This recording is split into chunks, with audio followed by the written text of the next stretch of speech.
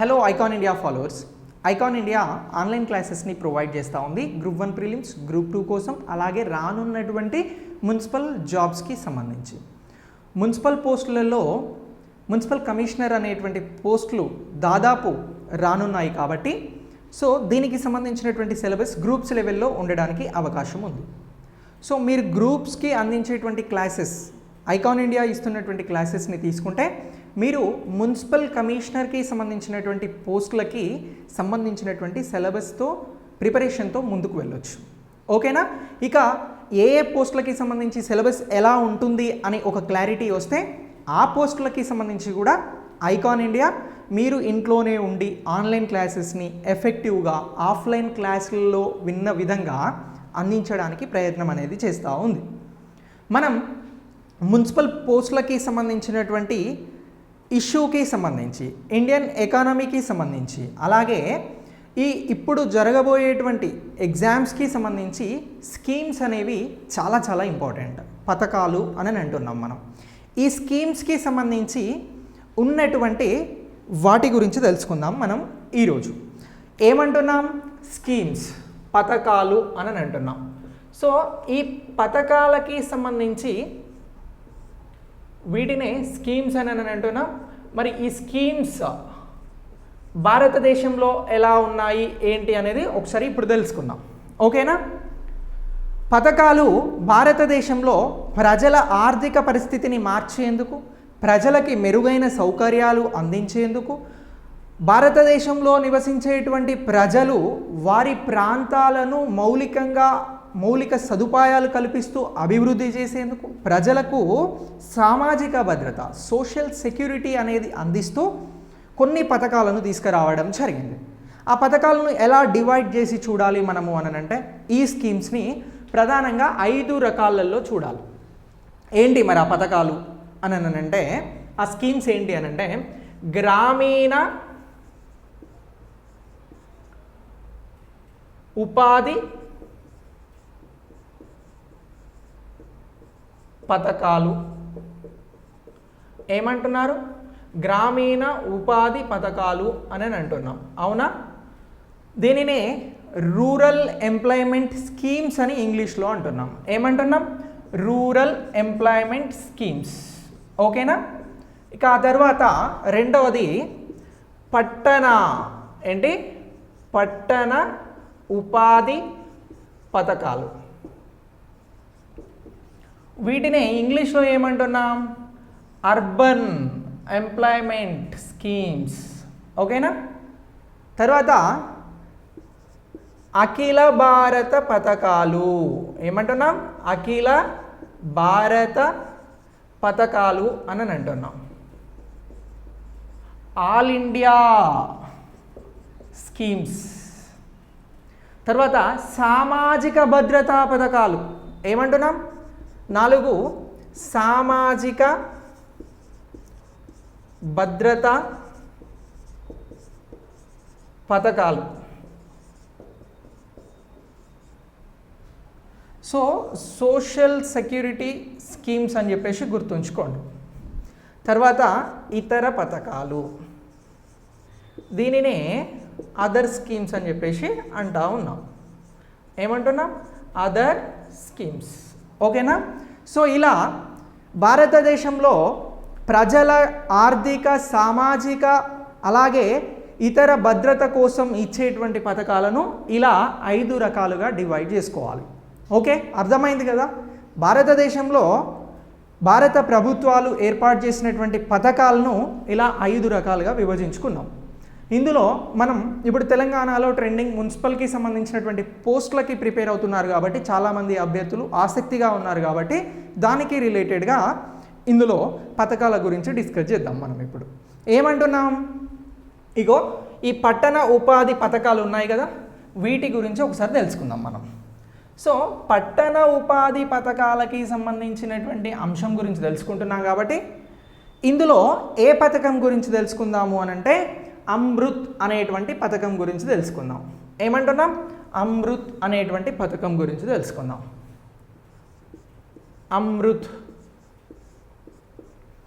అమృత్ అంటే ఏంటి? ఓకేనా? అయితే ఈ అమృత్ అనేది ఎప్పుడు స్థాపించబడింది అనేది మీకు ప్రశ్న విన్నారు కదా, వెంటనే ఆన్సర్ని కమెంట్ బాక్స్లో పోస్ట్ చేయండి. ఏమంటున్నాం,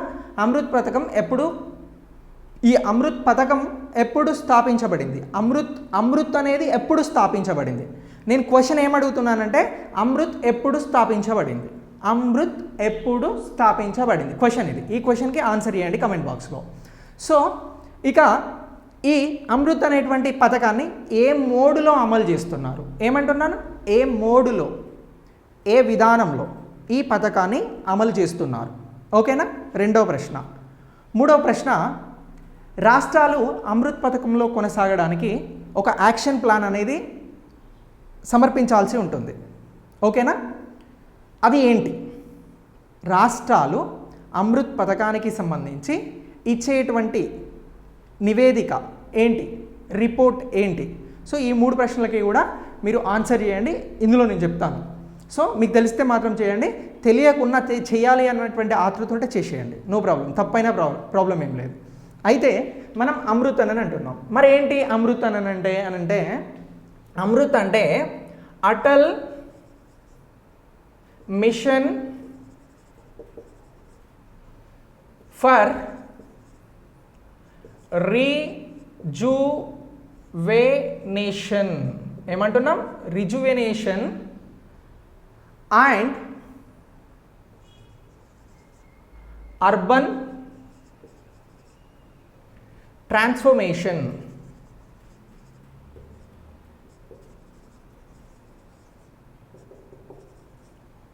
అర్థమైంది కదా. అటల్, ఈ అమృత్ అనంటే ఏంటి అనంటే Atal mission for rejuvenation and urban transformation అని చెప్పేసి అంటున్నాం. క్లియర్ కదా, స్పష్టంగా అర్థమైంది కదా. సో దీనినే తెలుగులో ఏమంటున్నాము అనంటే పునర్జీవన, అర్బన్, ఏదైతే పట్టణ పరివర్తనకు పునర్జీవం అనేది ఇవ్వడమే ఈ అటల్ మిషన్కి సంబంధించినటువంటి ముఖ్య ఉద్దేశం. ఏమంటున్నాం, పట్టణ పరివర్తన కోసం పునర్జీవం ఇచ్చేటువంటిదే ఈ పథకం అని అంటున్నాం. మరి ఈ పథకాన్ని ఎప్పుడు ఎవరు ప్రారంభించడం జరిగింది, నేను క్వశ్చన్ ఏమన్నాను, అటల్ అనేటువంటి మిషన్ ఎప్పుడు స్థాపించారు అని అన్నాను.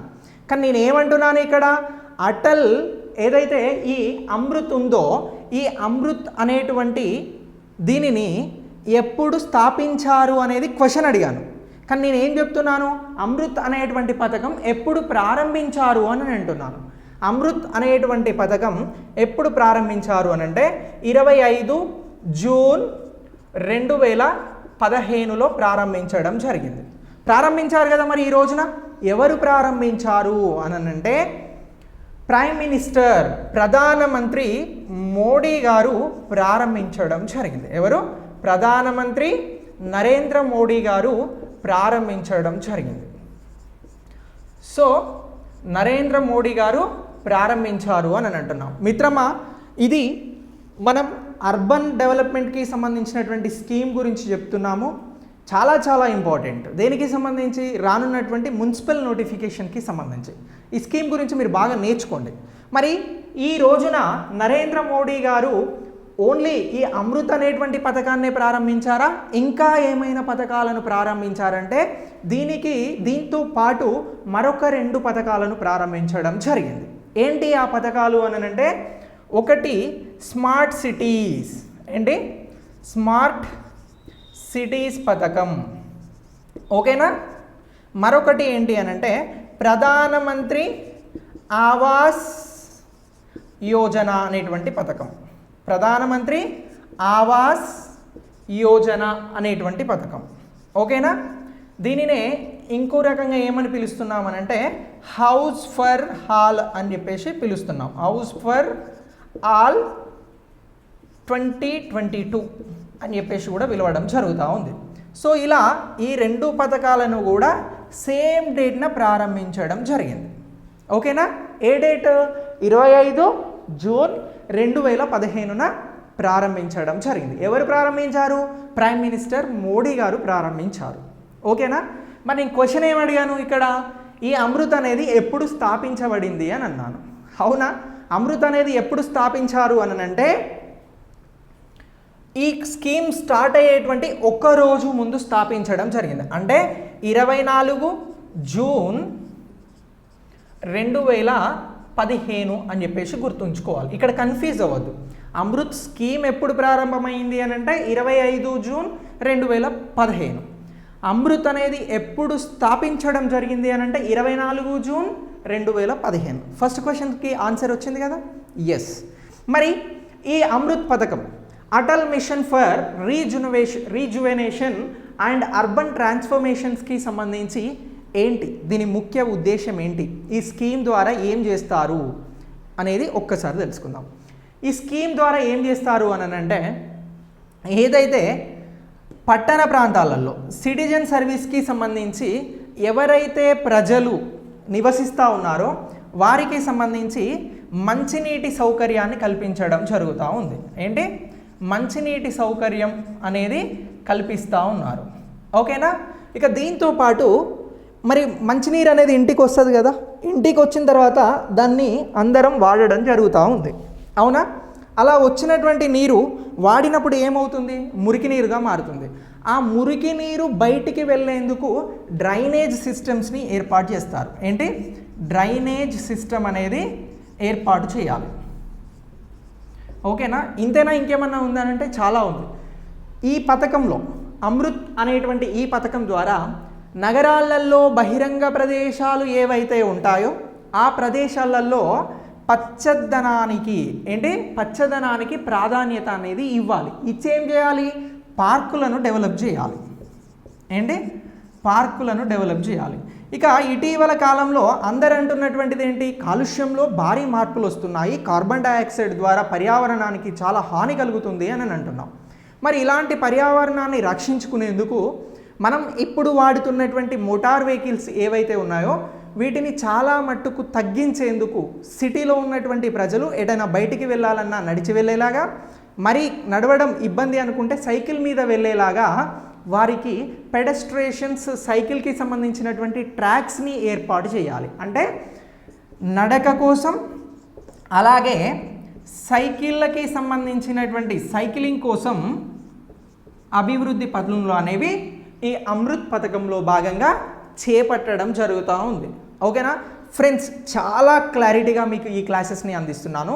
సో మీరు ఐకాన్ ఇండియాను ఫాలో అవ్వండి. ఇలాంటి క్లాసెస్ మీకు ఇంకా ఎఫెక్టివ్గా అందించడానికి మేము ప్రయత్నం చేస్తాం.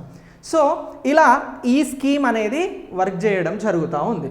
మనం ఇంకొక ప్రశ్న అడిగాం, ఈ స్కీమ్ను ఏ మోడ్లో అమలు చేస్తూ ఉన్నారు అని చెప్పేసి అడిగినాం. అవునా, అంటే ఏ విధానంలో ఈ స్కీమ్ అనేది అమలు చేయబడుతుంది అని అన్నాం. మరి ఈ స్కీమ్ ఏ విధానంలో అమలు చేయబడుతుంది అని అంటే ఇది పబ్లిక్ ప్రైవేట్ పార్ట్నర్షిప్ మోడ్, అంటే భాగస్వామ్యం, పబ్లిక్ ప్రైవేట్ భాగస్వామ్యంతో అమలు చేయడం జరుగుతూ ఉంది. క్లియరా. దీనిని షార్ట్కట్లో ఏమంటాం, పీపీపీ, పబ్లిక్ ప్రైవేట్ పార్ట్నర్షిప్ అని అంటా ఉన్నాం. ఈ మోడ్లో ఈ పథకం అనేది అమలు చేయబడుతుంది. మరి ఈ పథకాన్ని, ఈ అమృత్ అనేటువంటి స్కీముని ప్రారంభించినప్పుడు ఎవరు, ఇది ఏ మంత్రిత్వ శాఖ పరిధిలో ఉంటుంది, ఎవరు మొదటిసారి దీనికి మంత్రిగా ఉన్నారు అనేది కూడా ఒకసారి తెలుసుకుందాం. ఈ అమృత్ అనేటువంటి స్కీమ్ని తీసుకొచ్చినప్పుడు ఎప్పుడు 25 జూన్ 2015లో దీనికి అప్పుడు పట్టణాభివృద్ధి శాఖ మంత్రిగా ఉన్నటువంటి వారు ఎవరు అని అంటే ఏమంటాం, మినిస్టర్ ఆఫ్ అర్బన్ డెవలప్మెంట్కి సంబంధించి మినిస్టర్గా ఇప్పుడు ఉపరాష్ట్రపతిగా ఉన్నటువంటి వెంకయ్య నాయుడు గారు అప్పుడు మినిస్టర్గా ఉన్నారు. ఏంటి, కేంద్ర పట్టణాభివృద్ధి శాఖ మంత్రిగా వెంకయ్య నాయుడు గారు ఉన్నారు. ఓకేనా. సో ఈ అంశాన్ని కూడా గుర్తుపెట్టుకోండి. ఏమవుతుంది, అడిషనల్గా మనం గుర్తుపెట్టుకుంటే నష్టమేం లేదు కదా. సో ఇలా వెంకయ్య నాయుడు గారు ఉన్నారు. మరి ఇప్పుడు ఎవరున్నారు అనేటువంటి డౌట్ రావాలి కదా, వచ్చిందా. ఎవరున్నారు అని అంటే ఇప్పుడు హరిదీప్ సింగ్ గారు ఉన్నారు. ఎవరు, హరిదీప్ సింగ్. నిన్ననే ఈ హరిదీప్ సింగ్ గారిని తెలంగాణకి సంబంధించినటువంటి మంత్రి, ఎవరు, పురపాలక శాఖ మంత్రి కేటీఆర్ గారు కలవడం జరిగింది నిన్న ఢిల్లీలో. ఓకేనా. ఈ హరిదీప్ సింగ్ గారు ఇప్పుడు ministry of urban development, housing and urban డెవలప్మెంట్కి సంబంధించి మంత్రిగా వ్యవహరిస్తూ ఉన్నారు అని అంటున్నాం. ఇది పబ్లిక్ ప్రైవేట్ పార్ట్నర్షిప్ విధానంలో అమలు చేయబడుతున్నటువంటి పథకం అమృత్ పథకం అని అంటున్నాం. ఈ పథకం అనేది 25 జూన్ 2015లో ప్రారంభమైంది. మరి ఎన్ని సంవత్సరాల కోసం ఈ పథకాన్ని ప్రారంభించడం జరిగింది అని అంటే 5 ఇయర్స్, ఓన్లీ 5 ఇయర్స్ కోసం ఈ పథకాన్ని ప్రారంభించడం జరిగింది. అంటే ఈ 5 ఇయర్స్ని ఎలా క్యాలిక్యులేట్ చేస్తారు, ఎలా కొలుస్తారు అని అంటే ఈ 5 ఇయర్స్ని ఫినాన్షియల్ ఇయర్ 2015-16 నుంచి 2019-20 వరకు లెక్కగట్టడం జరుగుతూ ఉంది. అర్థమైంది కదా? ఫైనాన్షియల్ ఇయర్ అంటున్నారు, మరి ఏంటి సార్ ఆ డేట్ ఎక్కడి నుంచి ఎక్కడికి అనేటువంటి డౌట్ వచ్చినా కూడా నో ప్రాబ్లం, నేను చెప్తా. ఫైనాన్షియల్ ఇయర్ అనేది మార్చ్ 31తో క్లోజ్ అయ్యి ఏప్రిల్ 1తో స్టార్ట్ అవుతుంది. సో ఇలా 5 ఇయర్స్ ఈ పథకం అనేది అమలు చేయబడుతుంది. మరి ఇలా 2020తో ఈ పథకం అనేది క్లోజ్ అవుతుంది. అప్పుడు ఏం చేశారు అని అంటే ఈ అర్బన్ డెవలప్మెంట్ మినిస్ట్రీ ఈ పథకాన్ని పొడిగించింది. రేపు మీకు ఎగ్జామ్లో అమృత్ అనే పథకాన్ని ఎన్ని సంవత్సరాలకు పొడిగించారు అని అంటారు. ఏం చెప్తారు సమాధానం? నేను చెప్తా సమాధానం, మీరు అది రాయండి, క్వశ్చన్ వస్తాయి. ఏంటి అని అంటే సమాధానం 2 సంవత్సరాల కోసం, 2 ఇయర్స్ కోసం పొడిగించడం జరిగింది. సార్ మీరు 2 ఇయర్స్ కోసం పొడిగించారు అని అంటున్నారు, ఎగ్జాక్ట్గా డేట్ చెప్పండి, ఏ రోజు పొడిగించారు అని డౌట్ వచ్చిందా? ఎస్, ఏ రోజు పొడిగించారు ఈ 2 ఇయర్స్ని అని అంటే డిసెంబర్ 18 డిసెంబర్ 2019లో ఈ అమృత్ అనేటువంటి పథకాన్ని 2 ఇయర్స్ కోసం ఎక్స్టెండ్ చేయడం జరిగింది. ఓకేనా? ఈ పథకాన్ని ఎందుకు తీసుకొచ్చారు అని అంటున్నా? మంచినీటి సౌకర్యాన్ని కల్పించేందుకు, డ్రైనేజ్ సిస్టమ్ని పెంచేందుకు, పార్కులను అభివృద్ధి చేసేందుకు, నడక కోసం, సైక్లింగ్ కోసం, ప్రజలకు, సిటిజన్ పీపుల్కి మెరుగైన సౌకర్యాలు అందించడం కోసం ఈ పథకాన్ని తీసుకొచ్చారు. ఎస్ సార్, బాగానే ఉంది. మరి ఈ పథకాన్ని తీసుకొచ్చిన తర్వాత ఇవన్నీ పెంపొందిస్తే ఇంకా ఏం డెవలప్మెంట్ ఉంటుంది అనేది ఒక కామన్ డౌట్ రావాలి. ఈ డెవలప్మెంట్స్ కనుక సిటీలో జరిగినట్లయితే ప్రజలకి ఏమవుతాయి అని అంటే మెరుగైన సౌకర్యాలు అనేవి అందించబడతాయి. అంటే ఆ మెరుగైన సౌకర్యాలను ఇంకా ఎలా అందించాలని చెప్పేసి ఫిక్స్ అయ్యారు అని అంటే డిజిటల్ విధానంలో అందించాలి అని చెప్పేసి కూడా ఫిక్స్ కావడం జరిగింది. అంటే వైఫై సేవలు అనేవి ప్రజలకి అందుబాటులోకి రావాలి. ఏంటి? వైఫై సేవలు అనేవి ప్రజలకి అందుబాటులోకి రావాలి. ఈ వైఫై సేవల ద్వారా మనం వైఫై ఉన్నట్లయితే మనకు కావాల్సినటువంటి అన్ని అవసరాలను కూడా, అంటే సినిమా టికెట్ల నుంచి మన ఇంట్లో వచ్చేటువంటి కరెంటు బిల్లుని పే చేసే వరకు బయటికి వెళ్ళకుండా మనం ట్రాన్సాక్షన్స్ అనేవి చేయవచ్చు. దీని ద్వారా ఏమవుతుంది? బయట మనం తిరగం కదా మోటార్ సైకిల్ వేసుకొని, పర్యావరణానికి కొంత నష్టాన్ని తగ్గించినట్లే కదా. సో ఒక మంచి సైకిల్ ట్రాక్స్ ఉన్నాయనుకోండి, వీటి ద్వారా మనం వెళ్ళిపోతాం. అంటే సిటీలో పర్యావరణ కాలుష్యం అనేది తగ్గుతుంది కదా. ఇక మంచినీరు సౌకర్యం కల్పించిన, డ్రైనేజ్ సిస్టమ్ని ఇచ్చినా కూడా ప్రజలకు ఆరోగ్యపరమైన మెరుగైన సౌకర్యాలు అందినట్లే కదా. సో ఇలాంటివన్నీ కూడా ఈ పథకంలో భాగం చేశారు. ఓకేనా? సో ఇలా ఈ పథకాన్ని తీసుకొచ్చారు. ఫైన్, బాగుంది. ఈ పథకాన్ని ఇలా అమలు చేస్తున్నారు అని అంటున్నాం. 2015 జూన్ 25 నుంచి ప్రధానమంత్రి నరేంద్ర మోడీ గారు స్థాపించిన దగ్గర నుంచి. మరి ఈ పథకానికి ఇంకా వేరే ఏమైనా పథకాలు అనుసంధానం చేయవచ్చు అని అంటే ఎస్, చేయవచ్చు అని చెప్పేసి ఈ అమృత్ మిషన్ అనేది చెప్తా ఉంది. ఏం పథకాలను దీనికి అనుసంధానం చేయవచ్చు అని అంటే ఇక్కడ మనం చెప్పినటువంటి స్మార్ట్ సిటీని అనుసంధానం చేయవచ్చు అని చెప్తున్నారు. Pradhan Mantri Awas Yojana, house for all అనేటువంటి పథకాన్ని దీనికి అనుసంధానం చేయవచ్చు అంటున్నారు. దీంతో పాటు రాష్ట్రాలలో ఉండేటువంటి పథకాలు ఉంటాయి కదా, మురుగునీటి వ్యవస్థకి సంబంధించినటువంటి పథకాలు కానీ, మంచినీటి వ్యవస్థకి సంబంధించినటువంటి పథకాలని కూడా అమృత్తో అనుసంధానం చేయవచ్చు అని చెప్పేసి చెప్తా ఉన్నారు.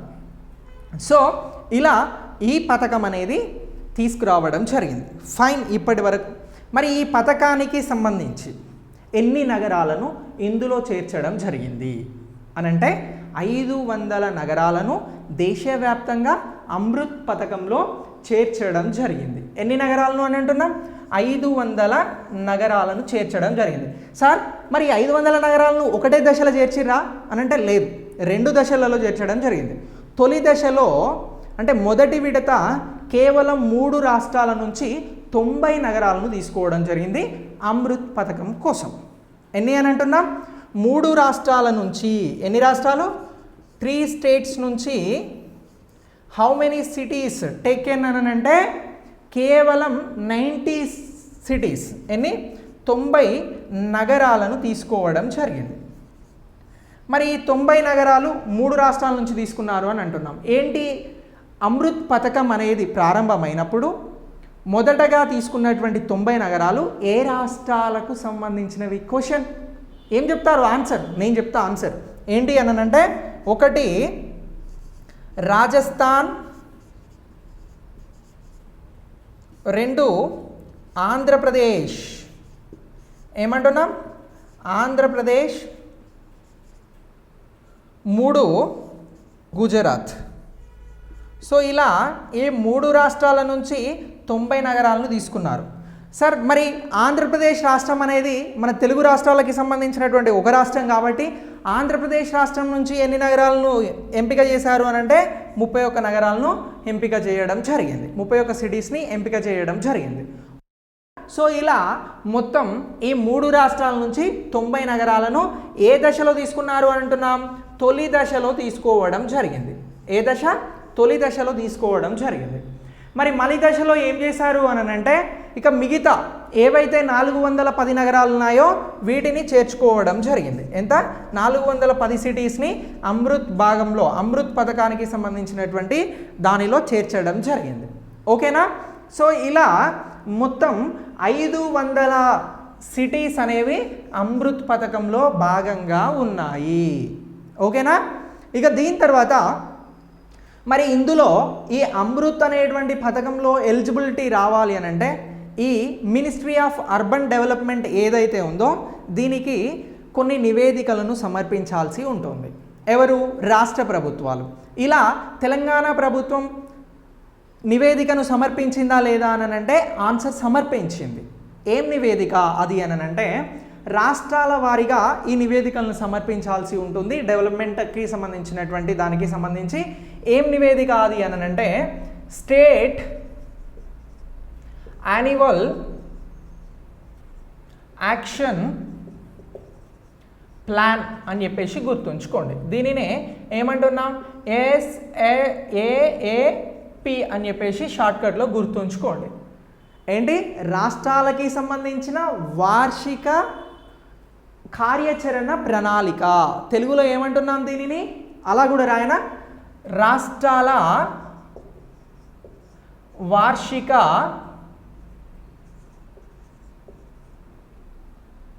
కార్యాచరణ ప్రణాళిక అనేది సమర్పించాలి. ఇలా తెలంగాణ రాష్ట్రం అనేది దీనిని సమర్పించడం జరిగింది. అమృత్ పథకానికి సంబంధించి 1 సంవత్సర కాలంలో ఏమేం యాక్షన్ అంటే ఏమేం చర్యలు తీసుకొని అమృత్ పథకాన్ని సక్సెస్ చేస్తాము అనే దానికి సంబంధించి సమర్పించడం జరిగింది. అంటే మంచినీటిని ఎలా అందిస్తాం, డ్రైనేజ్ సిస్టమ్ని ఎలా డెవలప్ చేస్తాం, పార్కులను ఎలా అభివృద్ధి చేస్తాము, అలాగే పెడెస్ట్రేషన్కి సంబంధించి సైక్లింగ్కి సంబంధించినటువంటి ట్రాక్స్ని ఎలా డెవలప్ చేస్తాము అనేదే దీనిలో భాగం. ఓకేనా? దీంతో పాటు మరొక నివేదికను కూడా మున్సిపల్కి సంబంధించినటువంటి అర్బన్ డెవలప్మెంట్ మినిస్ట్రీకి సమర్పించాల్సి ఉంటుంది. అంటే ఇక్కడ ఏంటి, 1 సంవత్సర కాలానికి సంబంధించినటువంటి ప్లాన్ ఎలా ఉంటుంది అనేది ఇక్కడ చెప్పారు. మరి చేస్తున్నటువంటి పనులకి సంబంధించి ఇంప్లిమెంటేషన్ ఎలా ఉంటుంది అనేది కూడా ఒక నివేదికను సమర్పించాలి. ఆ నివేదికను ఏమంటున్నాము ఇక్కడ అనంటే, మనము ఆ నివేదికను ఏమంటున్నాము అనంటే సర్వీస్ లెవెల్ ఇంప్లిమెంటేషన్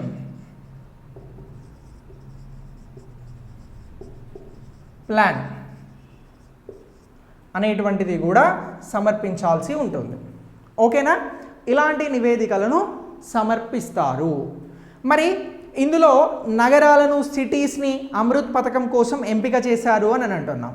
10 లక్షల జనాభా దాటినటువంటి సిటీస్ ఎంపిక అయితే దానికి ఫండ్ ఎలా ఇస్తారు, మరి అంతకంటే తక్కువ ఉంటే ఫండ్ ఎలా ఇస్తారు అనేది కూడా గుర్తుంచుకోవాలి. ఈ పథకంలో భాగంగా 10 లక్షల కంటే జనాభా ఎక్కువ ఉందని అనుకోండి ఒక నగరంలో, అప్పుడు కేంద్ర ప్రభుత్వం ఎంత శాతం నిధులు ఇస్తుంది అని అంటే దీనికి సంబంధించి 2/3 నిధులు అనేవి కేంద్ర ప్రభుత్వం అందించడం జరుగుతూ ఉంది. ఇక 10 లక్షల కంటే జనాభా తక్కువగా ఉన్నప్పుడు ఏంటి, తక్కువగా ఉన్నప్పుడు ఎంత నిధులు ఇస్తారు అని అంటే దీనిలో 1/2% నిధులను ఇవ్వడం జరుగుతూ ఉంది. ఇక దీనికి సంబంధించి ఈ నిధులను మిగతా నిధులను ఎవరు కలుపుకోవాలి అని అంటే అక్కడ ఉన్నటువంటి పట్టణాభివృద్ధి స్థానిక పట్టణాభివృద్ధి సంస్థలు కలుపుకోవాల్సి ఉంటుంది. ఓకేనా? సో ఇలా నిధులు అనేవి కూడా కేటాయించడం జరుగుతుంది ఈ అమృత్ పథకానికి సంబంధించి. ఓకేనా? ఇక దీని తర్వాత ఇంకా ఏముంది దీనికి సంబంధించి అని అంటే ఒక్కసారి మనం తెలంగాణ రాష్ట్రానికి సంబంధించినటువంటి అమృత్ పథకం ఎలా అమలవుతుంది అనేది తెలుసుకుందాం. ఏంటి? తెలంగాణ రాష్ట్రంలో అమృత్ పథకం. మరి తెలంగాణ రాష్ట్రంలో ఎన్ని సిటీస్ అనేవి అమృత్ పథకంకి సంబంధించి ఎంపిక కావడం జరిగింది అని అంటే ఎప్పుడైతే ఈ పథకం ప్రారంభమైందో అప్పుడు 11 సిటీస్ అనేవి ఎంపిక కావడం జరిగింది అమృత్కి సంబంధించి. అంటే ఇప్పుడు 2015లో 11 సిటీస్ అనేవి ఎంపిక కావడం జరిగింది. ఓకేనా? మరి ఇప్పుడు ఎన్ని సిటీస్ అమృత్ పథకంలో భాగంగా కొనసాగుతున్నాయి తెలంగాణలో అని అంటే ఇక్కడ నేను తెలంగాణ స్టేట్కి సంబంధించినటువంటి సమాచారాన్ని ఇస్తున్నాను అమృత్ పథకానికి సంబంధించి. ఏంటి మరి అవి అని చెప్పేసి గుర్తించమని, జతపరచమని, లేకపోతే ఇంకా ఏ విధంగానైనా అమృత్ పథకానికి సంబంధించి ఎగ్జామ్లో క్వశ్చన్ అడిగాడు అనుకోండి, ఏం చేస్తారు? ఇప్పుడు మొత్తం అమృత్ పథకంలో ఉన్నటువంటి సిటీస్ ఎన్ని? 13 అని అంటున్నాం. మొదటి దశలో ఎన్ని సెలెక్ట్ అయ్యాయి? 11 అని అంటున్నాం. తర్వాత సెలెక్ట్ అయినటువంటి 2 ఏంటి అని అంటే జగిత్యాల్, నిర్మల్. ఏంటి? జగిత్యాల్ అలాగే నిర్మల్ అని చెప్పేసి గుర్తుంచుకోండి. ఈ 2 ఇటీవల కాలంలో ఎంపిక కావడం జరిగింది. ఓకేనా? మరి అంతకుముందు ఉన్నటువంటివి ఏంటి అని అంటే హైదరాబాద్, వరంగల్, నిజామాబాద్, కరీంనగర్, రామగుండం, అలాగే సూర్యాపేట్, మహబూబానగర్,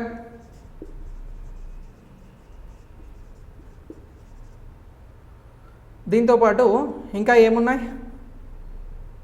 1 2 3 4 5 6 7 ఖమ్మం, అలాగే ఆదిలాబాద్,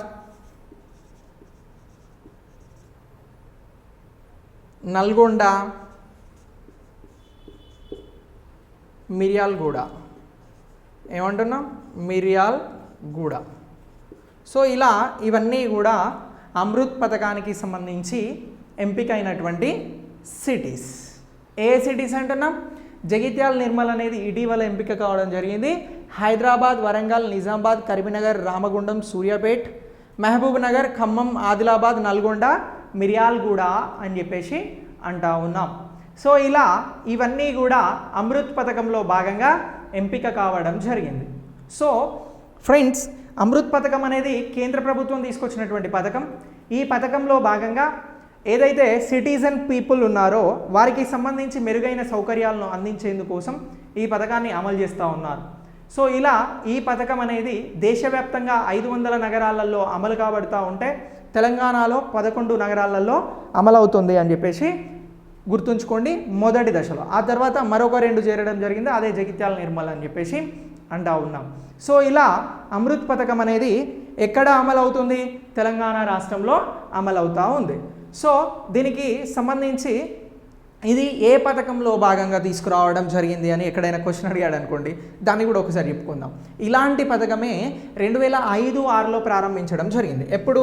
2005-06 సంవత్సరంలో అప్పుడు ఉన్నటువంటి యూపీఏ ప్రభుత్వం అనేది ప్రారంభించింది. ఇప్పుడు ఏ ప్రభుత్వం ఉంది? ఎన్డీఏ ప్రభుత్వం ఉంది కేంద్రంలో. మరి ఈ యూపీఏ ప్రభుత్వం అప్పుడు ఉన్నటువంటి పథకాన్ని ఏమని పిలిచింది అని అంటే Jawahar Lal Nehru national urban renewal mission అనేటువంటి పేరుతో 7 సంవత్సరాల కోసం దీన్ని ప్రారంభించడం జరిగింది. 7 సంవత్సరాల కోసం ప్రారంభించడం జరిగింది. దాన్ని రీప్లేస్ చేస్తూ తీసుకొచ్చినటువంటిదే Atal mission for rejuvenation and urban transformation అనేటువంటిది అమృత్. దీనినే ఏమంటున్నాం? పట్టణ పరివర్తన కోసం, పునర్జీవనాన్ని ఇచ్చేందుకోసం ఈ పథకాన్ని ప్రారంభించడం జరిగింది అని అంటున్నాం. ఇక ఈ అమృత్ పథకంలో భాగంగా మెరుగైన ర్యాంక్స్ ఈ సిటీస్ మధ్యన ఉండేందుకు మినిస్ట్రీ ఆఫ్ అర్బన్ డెవలప్మెంట్ ఏం చేస్తూ ఉంది అని అంటే రాష్ట్రాలకి సిటీస్కి సంబంధించి అమృత్ పథకంలో సెలెక్ట్ అయినటువంటి సిటీస్కి సంబంధించి ఒక స్కోరింగ్ని ఇస్తూ ర్యాంకింగ్స్ని ఇవ్వడం జరుగుతూ ఉంది. ఏమిస్తుంది? ర్యాంకింగ్స్ అనేవి ఇవ్వడం జరుగుతూ ఉంది. ఓకేనా? సో ఇలా ఈ ర్యాంకింగ్స్ గురించి కూడా మీరు అప్డేట్ అవ్వండి. సో ఫ్రెండ్స్, ఇలా పథకాన్ని అన్ని కోణాలలో మనం నేర్చుకోవాల్సి ఉంటుంది. అవునా? సో ఇక్కడ మనం ఈ అమృత్కి సంబంధించి Atal mission for rejuvenation and urban ట్రాన్స్ఫర్మేషన్కి సంబంధించి మొత్తం కూడా నేర్చుకోవడం జరిగింది. సో ఇక్కడ నుంచి గనక ప్రశ్న వస్తే 1 మార్క్ మనం పక్కా సాధిస్తాం. ఓకేనా? సో ఇలాంటి పథకాలకి సంబంధించి ఇలాగా ఉండేటువంటి ఎఫెక్టివ్ క్లాసెస్కి సంబంధించి మీరు ఆన్లైన్లో శిక్షణ పొందాలి అని అనుకుంటే మాకు కాల్ చేసి ఆన్లైన్ క్లాసెస్ని పొందవచ్చు. Thanks for watching. Wish good luck to you all.